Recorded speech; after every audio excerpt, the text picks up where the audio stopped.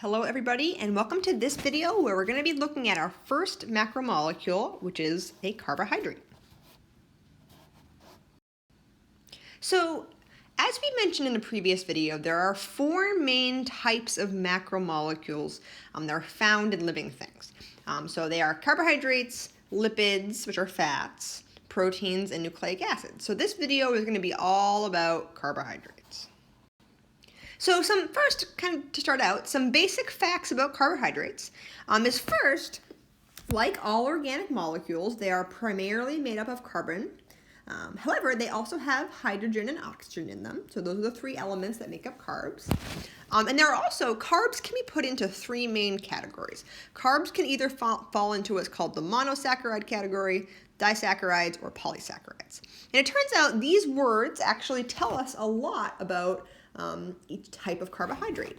So mono, that root means one. Di, that root means two. And poly means many. Also, the root sac, this root right here, that means sugar. So monosaccharide literally translates to one sugar, disaccharides are two sugars, and polysaccharides are many sugars. And those names will make a little bit more sense when we look at each type individually. So first, let's talk about monosaccharides. So monosaccharides, as the name might suggest, are the monomer of carbohydrates. So they are the small building block that makes up larger carbohydrates. The molecular formula for every monosaccharide is C6H12O6. That means every monosaccharide has 6 carbons, 12 hydrogens, and 6 oxygens. And the main function of monosaccharides is to give energy to cells. Monosaccharides are the main nutrient type that our cells use to get energy. And we use a process in our cells called cellular respiration to break down monosaccharides into ATP. ATP is the energy currency of the cell. So let's break this down a little bit. So like I said before, monosaccharide, that literally translates to one sugar. And in this case, when we say sugar, we're talking about a sugar ring. So let's look down at these examples. So down here, I have 3 different examples of monosaccharides. So you can see each of these monosaccharides is made up of a carbon ring, a ring that's primarily composed of carbon. And then they have different functional groups. So you can see they all have hydroxyl groups. There's this other different functional group right here. And you can see if you counted up all the carbons, all the hydrogens, and all the oxygens in each of these, they would each be C6H12O6. However, even though they have the same molecular formula, they all have different structures. So you can look, for example, this one has a hydroxyl group here, whereas this one does not have a hydroxyl group in that same spot. And this one has a hydroxyl group here, but this monosaccharide does not have one there. So they all have the same atoms, but those atoms are located in different places. So the 3 main monosaccharides that you have to know, because they are important for living things, are glucose, fructose, and galactose. So glucose, the properties that glucose has is it's the main energy molecule for the body. This is the preferred energy molecule that we want to break down to get energy. Fructose is the main sugar found in fruit. So when you think of fruit like apples or bananas or oranges being sweet, the sugar that makes those things sweet is fructose. And galactose is a monosaccharide that's not as sweet as the other two. It's not as sweet as glucose and fructose, and it's found in different foods that we'll see later.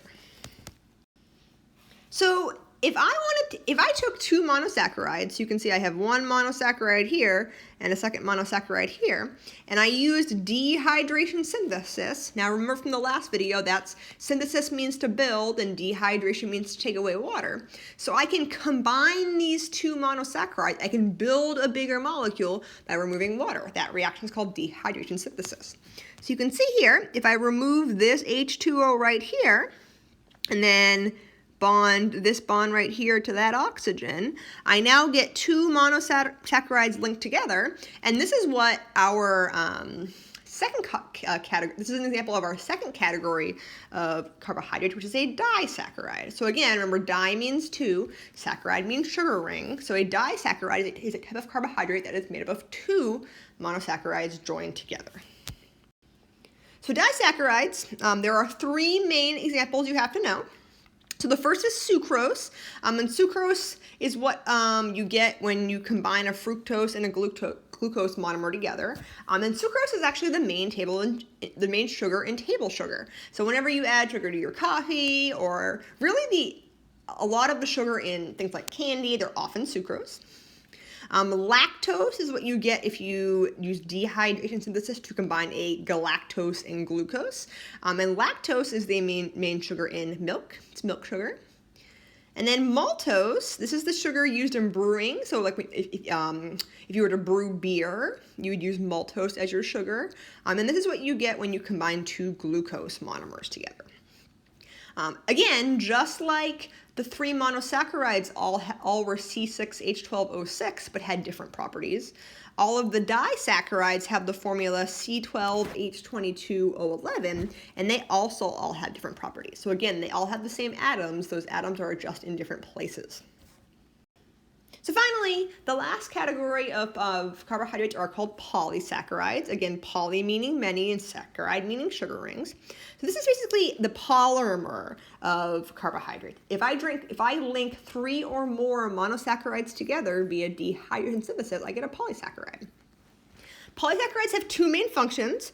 They can either act as energy storage, or they can act as a structural component to the cell. There are four main polysaccharides you have to know. Starch, which I'm sure you've heard of, and glycogen are examples of energy storage polysaccharides. And cellulose and chitin are examples of structural polysaccharides. And we're going to look at each of these four molecules in a little bit more detail. So first, let's talk about the energy storage polysaccharides. So the first one is glycogen, and this is the energy storage polysaccharide found in animals. So if you eat too much glucose, if you ate too much sugar, that glucose would be stored as a polysaccharide.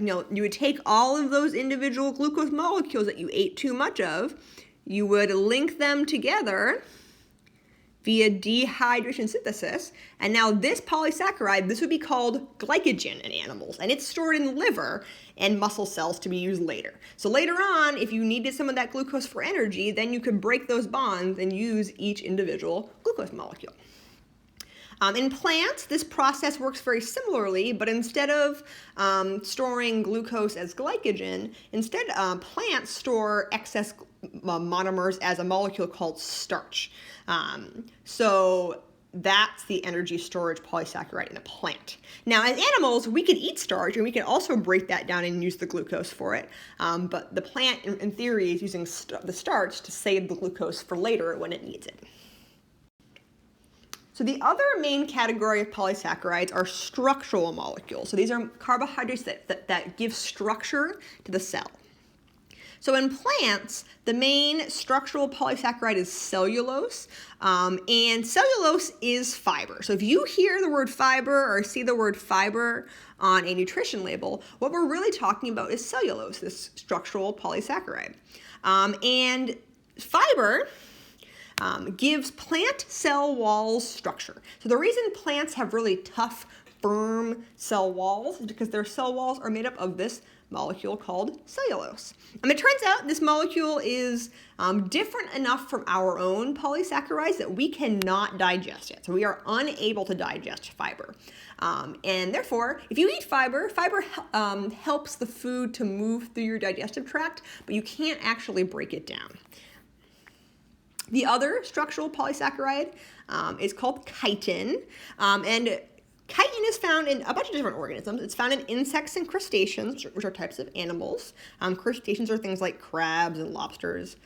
And it's also found in the cell walls of fungi. So the reason insects and crabs and lobsters have a hard exoskeleton, they have a hard shell, is because their shell is made up of this polysaccharide called chitin that gives those cells a lot of structure.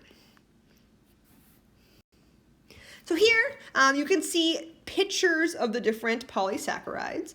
So you can see starch, that energy storage polysaccharide in plants, is just made up of several glucoses linked together. The plant is saving those glucoses for later so it could use them for energy.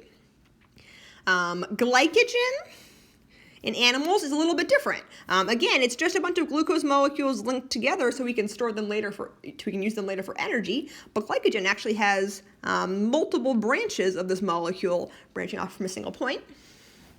And then cellulose is made up of multiple strands of monosaccharides, all linked together via hydrogen bonds. So again, even though all of these are polysaccharides, they have different structures and therefore have different functions.